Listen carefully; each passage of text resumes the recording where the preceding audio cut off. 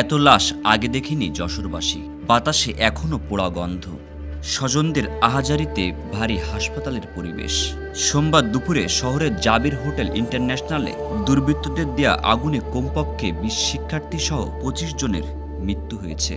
একদিকে জেলা জুড়ে চলছে শোকের মাতম, অপরদিকে এক শ্রেণীর মানুষ ব্যস্ত লুটপাটে। মঙ্গলবার সকাল ৭টা থেকে দুপুর ১টা পর্যন্ত জাবির হোটেলের ধ্বংসস্তূপ থেকে অবশিষ্ট মালামাল লুট করে নিয়ে গেছে একটি চক্র।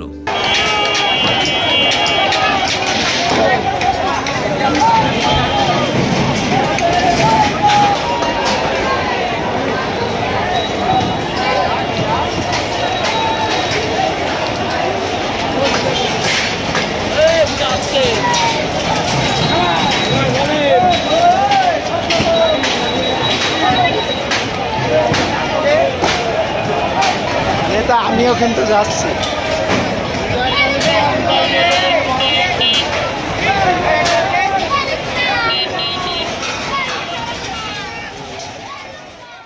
রোববার দুপুর ৩টের পর রাজধানী ঢাকায় সেনা সদস্যরা তাদের ব্যারিকেড তুলে নিলে জনগণ বিজয় উল্লাসে নেমে পড়ে। এ দৃশ্য টেলিভিশনে দেখে যশোরের আন্দোলনকারীরাও বিজয় উল্লাস শুরু করে। এক পর্যায়ে তারা বিজয় মিছিল বের করে। মিছিলটি শহরের চিত্রামোড়ে পৌঁছালে এর ভিতরে অনেকেই ঢুকে পড়ে জেলা আওয়ামী লীগের সাধারণ সম্পাদক শাহিন চাকলাদারের ৫ তারকা হোটেল জাবির ইন্টারন্যাশনালে। বেশ কয়েকজন উঠে যায় হোটেলের ১৩-১৪ তলা সহ বিভিন্ন রুম লবিতে। এ সময় একটি গ্রুপ নিচতলায় ভাঙচুর ও আগুন ধরিয়ে দেয়, ফলে উপরে থাকা আন্দোলনকারীদের অনেকেই আটকে পড়ে।